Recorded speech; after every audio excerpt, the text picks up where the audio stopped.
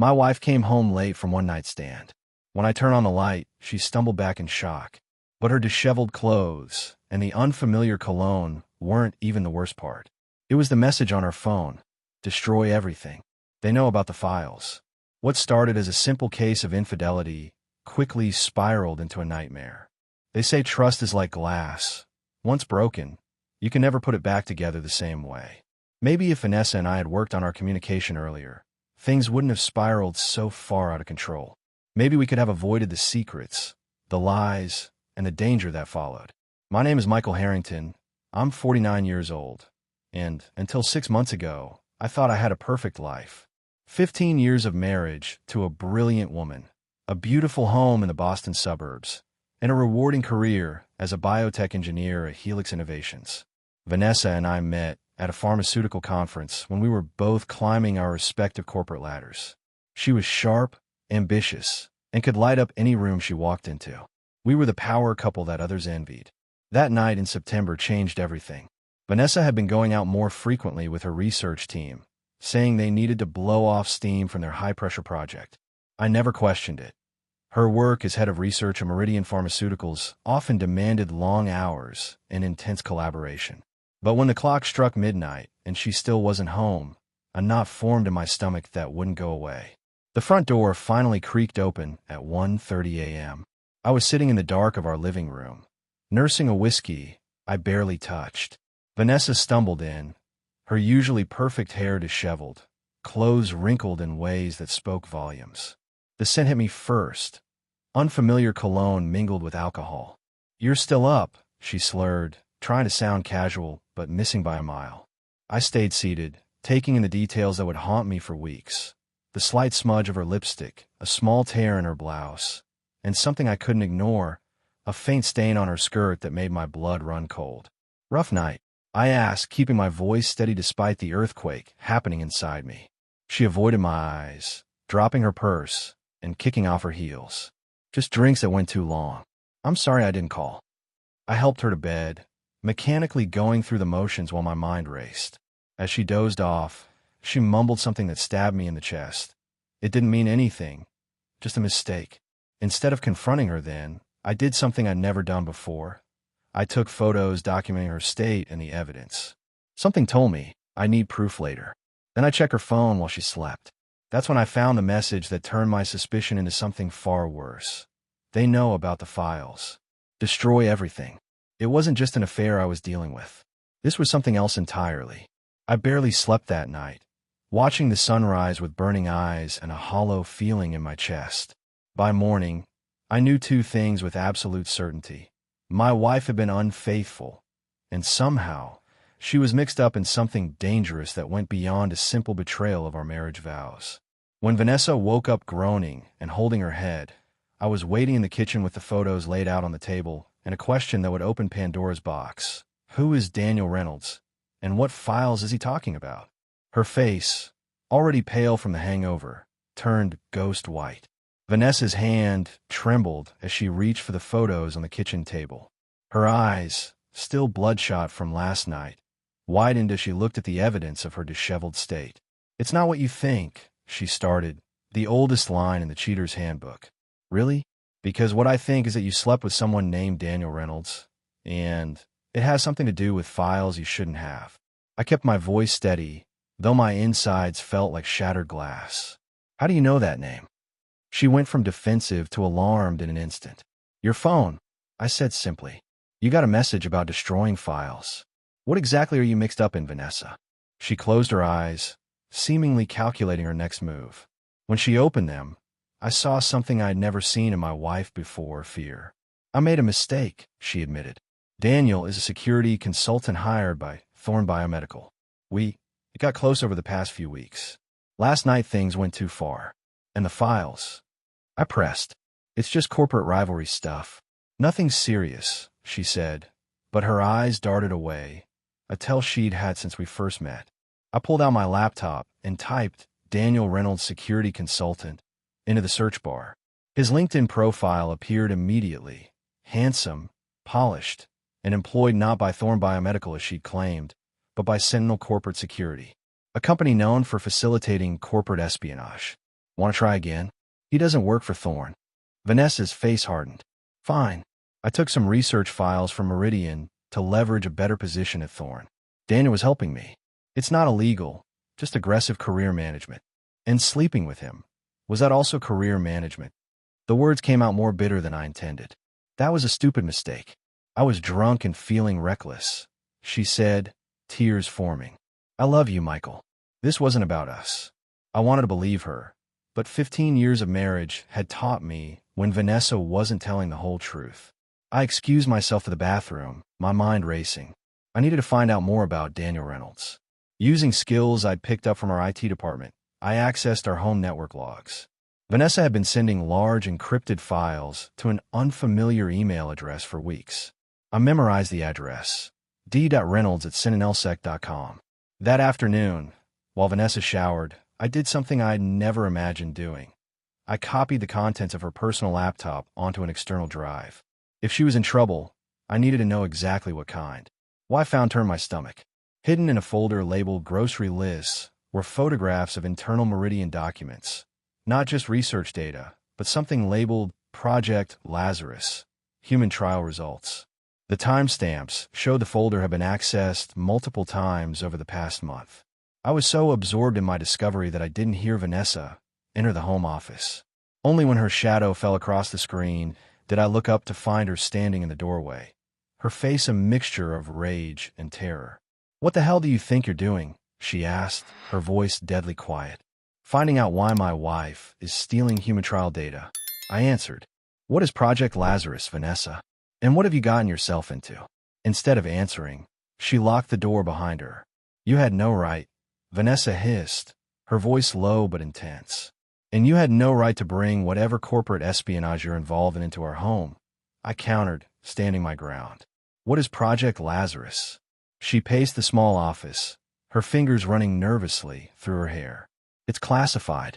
I could go to prison just for saying the name. You should have thought about that before stealing the data, I said. Does Daniel have these files too? Something flashed in her eyes. Fear or calculation, I couldn't tell. Michael, please. You need to delete that drive and forget what you saw. For both our sakes. Not happening, I said, pocketing the drive. Not until I know what kind of mess you dragged us into. After a tense standoff, Vanessa cracked. Fine. Project Lazarus is a regenerative therapy using modified stem cells. It can repair damaged tissue, even neural pathways, almost instantly. That sounds revolutionary, not dangerous, I said, confused. It would be, except for the side effects. Some test subjects developed aggressive cancers. Others experienced personality changes, violent episodes. She collapsed into a chair. Meridian wants to push it through FDA approval anyway. The military contracts alone would be worth billions. My biotech background kicked in. That's insane. They can't hide human trial complications. They already are. 3 subjects are dead, their families paid off. I couldn't be part of it anymore. So you stole the evidence. I pieced it together. But why take it to Thorne? Why not the FDA or a journalist? Vanessa looked away. Daniel convinced me Thorne would protect me and use the data ethically. And you believed him? A corporate spy. I thought I was doing the right thing, she whispered. I wasn't buying it. You risked everything. Your career, our marriage, possibly your freedom. Because this guy promised protection? The pieces weren't fitting. I needed to know more about Daniel Reynolds. I'm going out, I declared, grabbing my jacket. Where? Panic edged her voice. To clear my head. Instead, I drove to a coffee shop with secure Wi-Fi and began digging into Daniel Reynolds. Social media showed him leading an expensive lifestyle, designer suits, exotic vacations, a Ferrari, well beyond a security consultant salary. In one photo, he stood beside a striking blonde woman tagged as Rachel Reynolds. I looked up Rachel and found she worked in cybersecurity for Sentinel too. The golden couple of corporate espionage. My next stop was Daniel's address, a luxury condo building downtown. I sat in my car across the street, not sure what I was waiting for until I saw him exit around 7 p.m., impeccably dressed, confident stride, exactly the type to turn Vanessa's head. I followed at a safe distance as he drove to an upscale restaurant. Through the window, I watched him meet a woman. Not Vanessa, but not his wife either. a middle-aged Asian woman in a power suit. They exchanged what looked like thumb drives under the table. As I snapped photos with my phone, a tap on my car window nearly gave me a heart attack. A woman with sharp eyes and a no-nonsense expression motioned for me to roll down the window. "Michael Harrington?" she asked. "We need to talk about your wife's data theft and why Daniel Reynolds is selling those files to Helix Innovations, not Thorne Biomedical." "Who are you?" I demanded. "Someone who knows the real purpose of Project Lazarus," she replied. "And believe me, it's not about healing people." The woman slid into my passenger seat uninvited, cool as a cucumber despite the tension hanging in the air. "Name's Elaine Winters, Pharmaceutical Regulatory Authority," she said, flashing a badge too quickly for me to verify. "I've been tracking Project Lazarus for 6 months. If you're really with the PRA, why the cloak and dagger routine?" I asked, keeping one eye on Daniel in the restaurant. She smirked. "Because half my superiors are in Meridian's pocket. This investigation is off the books." My bullshit detector was going haywire, but she knew details that checked out. "Your wife's been played," Elaine continued. "Daniel Reynolds isn't just stealing data for Thorne. He's selling to multiple bidders, including Chinese biotech firms. He's making a killing while setting Vanessa up as the fall guy." "And why should I trust you?" I asked. "You shouldn't trust anyone right now," she replied. "But I can prove what I'm saying." She passed me a flash drive. "This contains Daniel's communications with various buyers. Your wife's name is all over the paperwork as the source." "Jesus," I muttered. If this was true, Vanessa was neck-deep in international corporate espionage. "There's more," Elaine said. "The woman he's meeting? Dr. Lin from Helix Innovations. They're not just after the regenerative therapy. Project Lazarus has military applications that would make your hair curl." "Like what?" "Like creating soldiers who can heal from nearly any wound within minutes. Imagine an army that can't be stopped by conventional weapons." The pieces clicked together. The secrecy, the military files, the dead test subjects. This was way bigger than corporate rivalry. "What's your stake in this?" I asked. "Let's just say I've seen what happens when this technology falls into the wrong hands." She handed me a burner phone. "Call me when you're ready to help stop this thing. Right now, I suggest you talk to Rachel Reynolds." "Daniel's wife? Why would she help?" "Because she's been tracking her husband's activities for months. She suspects he's into something dangerous, but doesn't know what. She might be willing to swap information." After Elaine left, I drove to an upscale coffee shop in the financial district where, according to social media, Rachel Reynolds took her afternoon break. I spotted her easily, poised, expensive blonde highlights, designer business suit. She exuded confidence until I sat down across from her. "Michael Harrington," I introduced myself. "I believe our spouses have been getting to know each other." Her perfectly manicured hand froze halfway to her cup. "Excuse me." I showed her the photos of Vanessa's disheveled state and the messages from Daniel. Rachel's face hardened. "So you're here to what? Compare notes on our cheating spouses?" "I'm here because your husband is framing my wife for international corporate espionage, and I'd rather not see her in federal prison while he walks away with millions." Rachel studied me, then glanced around the cafe. "Not here," she whispered. I suspected Daniel was into something shady, but I had no idea it went this far. "Meet me at Marshall Park in an hour. I have information you need to see." I left, unaware that I was being followed until a black SUV tried to run me off the road 3 blocks later. The SUV slammed into my rear bumper, sending my car fishtailing across the lane. I white-knuckled the steering wheel, barely keeping control as I swerved through traffic. "Son of a bitch," I muttered, catching a glimpse of 2 men in dark suits behind the tinted windshield. Whoever they weren't just trying to scare me. This was a hit. I gunned the engine, weaving through cars while dialing Vanessa with my free hand. No answer. Typical. The one time I needed her to pick up, she was MIA. The SUV rammed me again, harder this time. My car spun, sideswiping a parked delivery truck before screeching to a halt. The airbag exploded in my face, leaving me dazed but conscious enough to see the men approaching with guns drawn. In that moment, survival instinct kicked in. I scrambled out the passenger door, just as the first bullet shattered my windshield. I sprinted down an alley, zigzagging between dumpsters as more shots rang out. By some miracle, I lost them in the maze of downtown streets.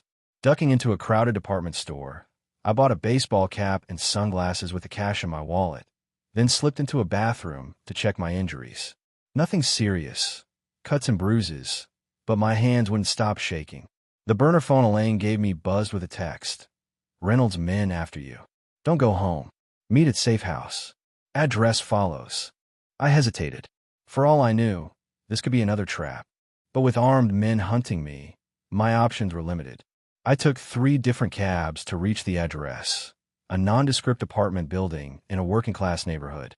Elaine buzzed me in, gun visible at her hip. You look like you've been put through the ringer, she said, handing me a towel for the blood on my face. Who were those guys? Meridian Security. Worse. Private contractors hired by Daniel Reynolds. He knows you've been asking questions. My phone rang. Vanessa. I answered on speaker. Michael, thank God. Where are you? Men broke into the house looking for you. Her voice was panicked, genuine fear cutting through any deception. Are you safe? I asked. I'm hiding at Karen's place. She named her college friend. Michael, they tore up your office, took your laptop. What's happening? I looked at Elaine, who nodded slowly. Vanessa, listen carefully. The men who came are working for Daniel. He's setting you up to take the fall for stealing those files. What? No, that's not. Cut the crap. I snapped. I've seen the evidence. International buyers, military applications. This isn't about whistleblowing. It's about selling to the highest bidder. Silence, then a shaky breath. Michael, I swear I didn't know. Daniel said Thorne would expose Meridian's cover-up. While he sold copies to everyone else, Elaine cut in. Ms. Harrington, I'm with the PRA. Your husband is right. You're the designated scapegoat if this goes south. Another silence. Oh God, we need the complete Project Lazarus files, Elaine continued. And we need you to testify about Meridian's falsified trials. I can't, Vanessa whispered. They'll kill me. They're already trying to kill both of us, I said. But we've got one card to play. Rachel Reynolds contacted me. She's got dirt on Daniel's operation. You can't trust her. Vanessa's voice rose. She's as deep in this as he is. Elaine and I exchanged looks. How do you know that? I asked. Because. Vanessa hesitated. Because she approached me months ago. She's the one who suggested I take the files in the first place. The revelation hit me like a sucker punch. This whole thing stank to high heaven, and I couldn't tell who was playing who anymore. Stay where you are, I told Vanessa. I'm coming to get you. We'll figure this out together. After hanging up, Elaine grabbed my arm. You can't trust your wife. She's in too deep. Maybe, I acknowledged. But she's the devil I know. And right now, that counts for something. This is nuts, I muttered as Elaine handed me a bulletproof vest. 2 days ago, my biggest problem was my cheating wife. Now I'm dodging hitmen. Welcome to the big leagues, she replied, checking her sidearm. Corporate espionage makes the mob look like amateurs. We took her nondescript sedan to Karen's apartment in Cambridge. I couldn't shake the feeling we were walking into a trap, but what choice did I have? Vanessa might be lying to me, but she was still my wife of 15 years. Karen's apartment was dark when we arrived. Bad sign. I texted Vanessa while we waited in the car. Something's off, I told Elaine. Karen's always home on Wednesdays. My phone buzzed with Vanessa's reply. Doors unlocked. Come up. Every instinct screamed danger. She never leaves doors unlocked. Elaine drew her gun. Back in trance. We circled around to the service entrance, where I used the key Karen had given us years ago for plant watering duties. The hallway was silent as we crept toward her unit. I froze at a faint sound from inside. A muffled sob. Elaine positioned herself beside the door, nodding for me to knock. Vanessa. I called. Michael, help. Her panicked voice was unmistakable. I burst in to find Vanessa duct taped to a chair, face bruised, Karen unconscious on the floor nearby. Before I could reach her, the closet door flew open and Daniel Reynolds emerged, gun aimed at my chest. Right on time, he said smoothly. Your wife said you play the hero. You son of a... Language, he smirked. Now, where are the files you took from Vanessa's computer? So that's what this was about. The backup I'd made had evidence that could sink both Meridian and Daniel's side operation. In my car, I lied. Michael, don't. Vanessa started before Daniel backhanded her. That flipped my switch. I lunged at him, gambling that he wouldn't shoot in close quarters. We crashed into the coffee table, his gun skittering across the floor. Despite his younger, fitter appearance, I had 40 pounds on him and rage on my side. I landed a solid right hook that snapped his head back. But Daniel fought dirty. He jabbed his thumb into my eye, then kneed me in the groin. As I doubled over, he scrambled for his gun. A shot rang out, but it was Elaine in the doorway, her bullet catching Daniel in the shoulder. He howled, clutching the wound. "Federal agent. Drop your weapon," she commanded. Instead, he pivoted and fired wildly. Elaine ducked as the bullet shattered a vase behind her. I tackled Daniel from behind, slamming his gun hand against the hardwood until he released the weapon. While I restrained him, Elaine freed Vanessa, who immediately rushed to Karen.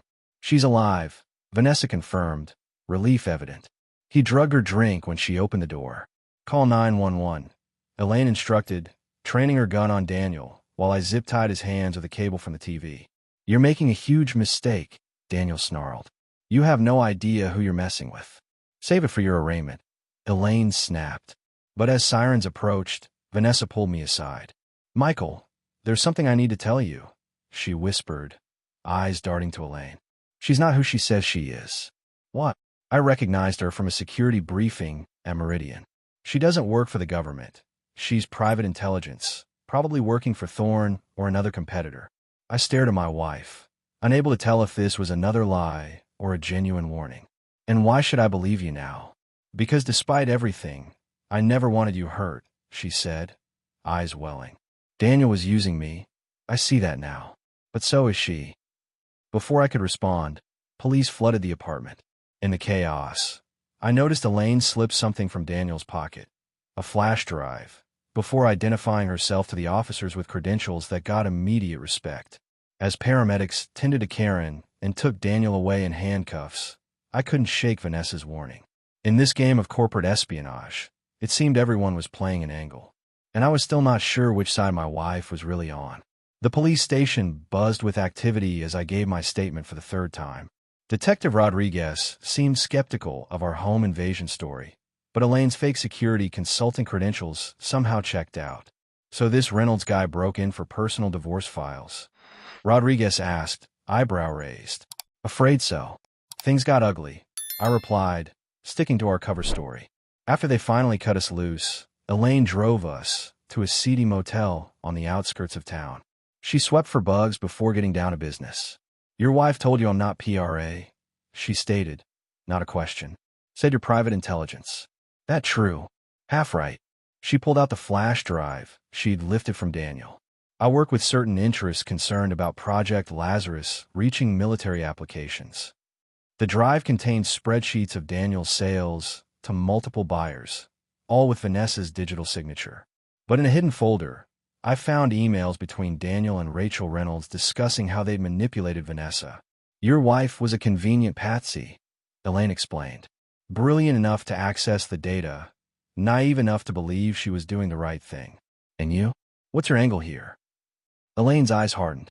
"Let's just say I've seen firsthand what happens when regenerative tech goes military. My brother was an early test subject. He's technically still alive, but what's left of him wishes he wasn't." My phone buzzed. A text from an unknown number. "Rachel Reynolds taken. They're coming for you next. Southwest Cargo Facility, midnight, if you want answers. Come alone." "Trap?" I asked, showing Elaine. "Obviously, but also our best lead."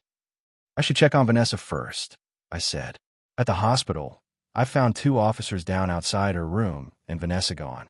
Security footage showed Rachel, supposedly captive herself, coolly walking Vanessa out at gunpoint. "They played us," Elaine said grimly.